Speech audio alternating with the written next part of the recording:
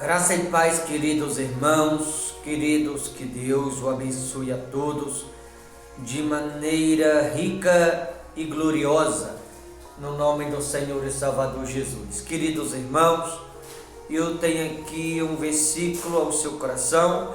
Esse versículo, na verdade, é uma chave ou um divisor de água, aonde todos aqueles que ouvir e observar nos mínimos ou pequenos detalhes deste versículo, eu tenho certeza que a sua vida nunca mais vai ser a mesma.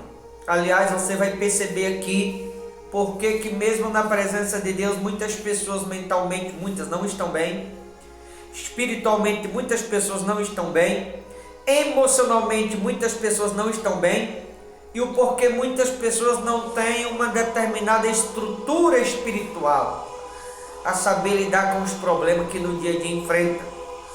Seria de extrema importância que você ouvisse este versículo. Romanos capítulo 12, versículo 2. Aliás, se você quer ser forte, seja espiritualmente, emocionalmente ou mentalmente que seja, eu pediria que você ouvisse esse versículo, cada detalhe dele. Como disse, Romanos 12, 2. Não vos conformei com este século, mas transformai-vos pela renovação da vossa mente. Observe que iniciou-se recomendando a não nos conformar com este século. Ora, se a recomendação é não nos conformar com este século, está se falando do século presente. E observe que recomendou a nós a não nos conformar, mas buscar essa transformação e renovação da mente. O que é alguém com a mente transformada ou renovada em Cristo? Ora, alguém que passa por esse processo da transformação e renovação da mente, ela não vai de fato aceitar este século, ela não vai, por exemplo, concordar com a vaidade. Ela não vai se conformar com a vaidade. Por quê? Passou pelo processo da transformação e renovação mental da mente. Não vai se conformar com a vaidade, por exemplo. A pessoa que passou por este processo de transformação e renovação da mente, ela não vai se conformar, por exemplo, com a divisão, como nós vemos. Alguém que passou pelo processo de transformação e renovação mental não vai se conformar com o escândalo, por exemplo. Ela vai se afastar, ela não vai se conformar com aquilo. Ela não vai se conformar com alguém que passou pelo processo de transformação e renovação mental em usar a escritura para tirar das pessoas. Ela não vai se conformar com a mentira. Ela não vai se conformar com preceitos de homem. Ela não vai se conformar com o mundo. Até porque a Bíblia diz: não vos conformei com este século, mas transformai-vos pela renovação da mente. Ora, alguém que passa por esse processo de transformação e renovação mental significa ter uma estrutura espiritual. E alguém que tem essa estrutura espiritual, se é que tem, mentalmente falando, você se torna forte, porque você tem a palavra como base, desde que tem essa estrutura espiritual. Alguém que tem a palavra como base ou como apoio, a mente preenchida com a palavra de Deus, você tem a palavra como apoio, ou como base, ou como alicerce, como você preferir. E alguém que tem a palavra como alicerce, como apoio, ou como base, espiritualmente se torna forte. Nada derruba. Quando você tem a palavra como apoio, nada derruba. Ou quando você se apoia na palavra, significa estar bem espiritualmente. Quando você está bem espiritualmente, mentalmente falando, você tem o equilíbrio, você tem o controle, o domínio, porque está bem espiritualmente, você está apoiado na palavra. Se apoiou na palavra, a palavra é a base. A palavra é o alicerce. Está bem espiritualmente. Se está bem espiritualmente, mentalmente você tem o controle. E quando mentalmente você tem o controle, emocionalmente você tem todo o domínio, todo o equilíbrio da sua vida. Isso quando você tem a palavra como base. Mas para ter a palavra como base, alicerce, o apoio ou estar apoiado na palavra, é necessário não se conformar com este século. E a pessoa que foi transformada pela renovação da mente, que não vive o pensamento natural, mas o pensamento espiritual.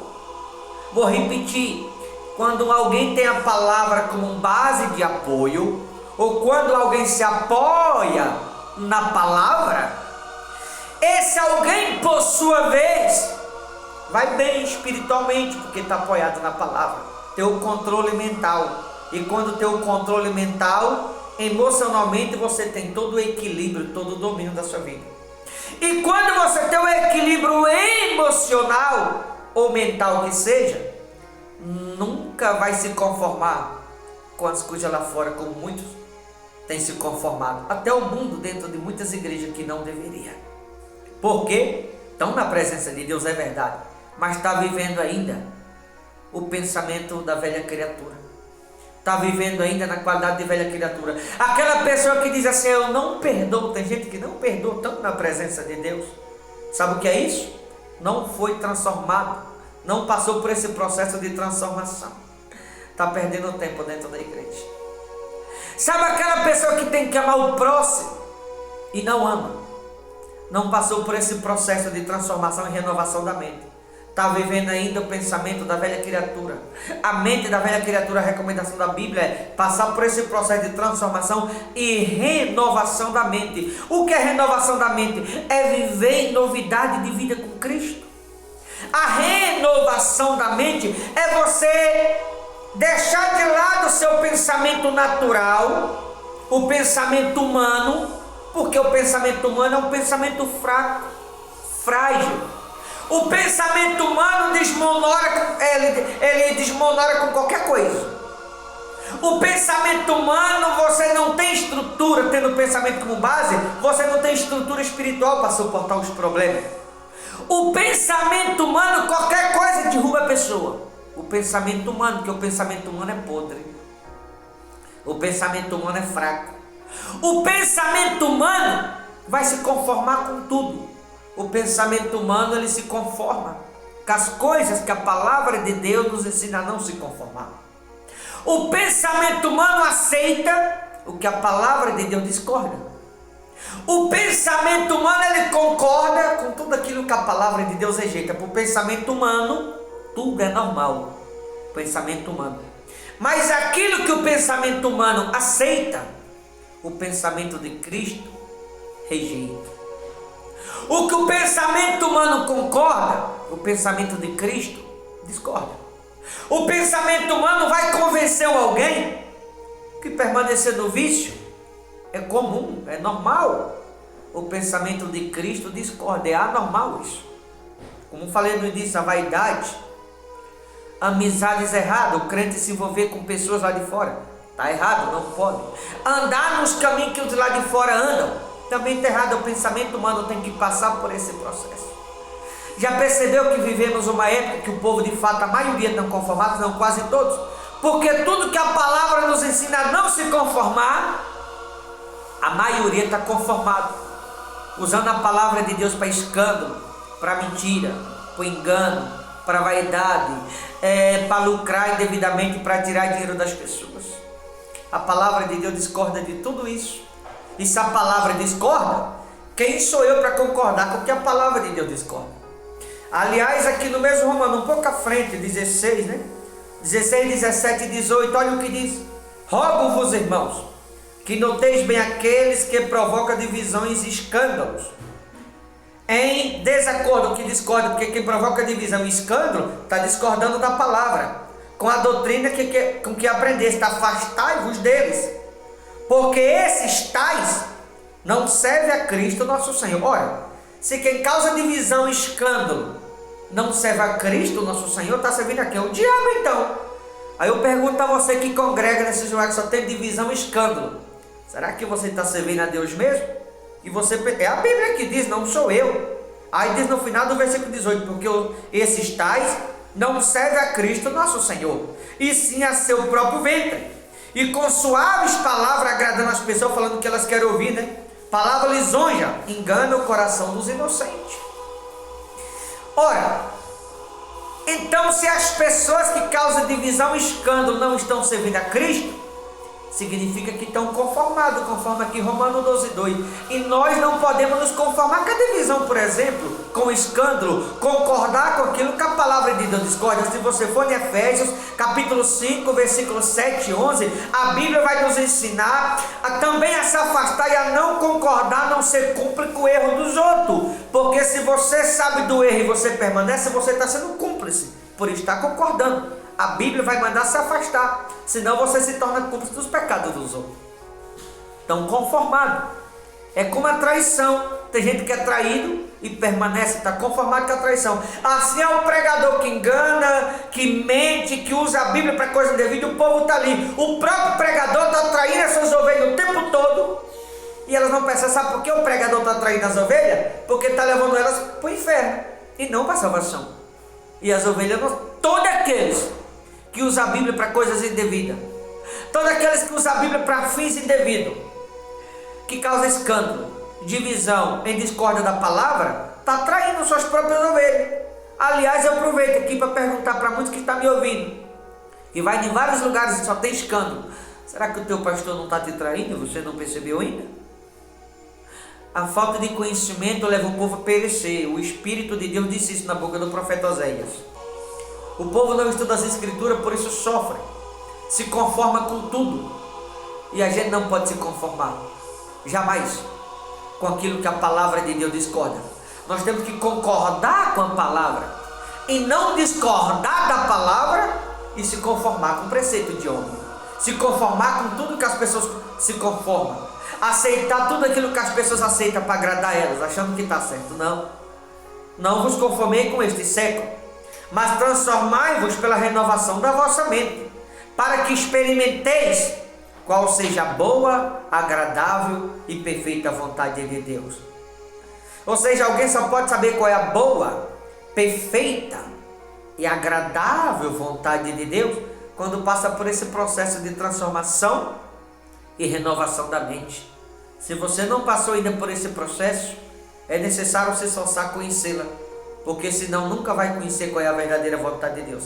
A boa, perfeita e agradável vontade de Deus. O final da mensagem é como se Cristo estivesse nos perguntando: será que tem muita gente que de fato está agradando a Deus mesmo? Ou está desagradando? Para conhecer qual é a boa, perfeita e agradável. É a Bíblia dizendo se você está agradando ou desagradando a Deus. Depende se você está conformado ou inconformado com muitas coisas que para muitos se tornou normal, comum. Coisas que na verdade são anormais.